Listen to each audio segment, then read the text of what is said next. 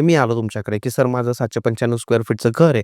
तर तुमची प्रोसेस काय असते sir? Start to end process काय असते? त्याला तुम्ही कसं-कसं बघाल, की तुम्ही कोणकोणत्या वॉलवर कॉन्सन्ट्रेट कराल? म्हणजे मी आता तुमचा पहिला थॉट, की आता मला असं करायचंय, मग या गोष्टी तुम्ही लक्ष देतात.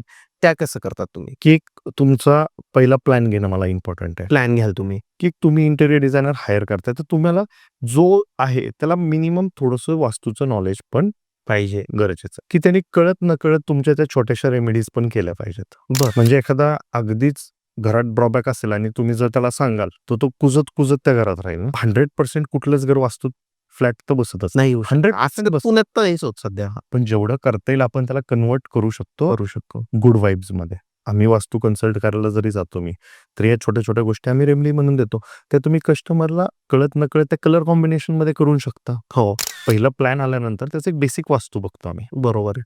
मग तो दिशेत आहे, विदिशेत आहे, कुठल्या बाजूला आहे. तो बघितल्यानंतर आपल्याला बेडची पोझिशन्स कळतात. माणसाने झोपायचं कुठं डोकं करून, तर साऊथला, ईस्टला. ऑप्शनच नसेल, तर पश्चिमेला चालेल. पण भय, भीती, शंका कायम त्या माणसाच्या मनात राहील पश्चिमेला असेल तर. तर मग त्याला ते आपण सांगू शकतो ना, की तुम्ही डोकं म्हणजे आम्ही काय करतो, एक बघितल्यानंतर आम्हाला कळतं, की बेड आता आपल्याला इथं ठेवायचा आहे.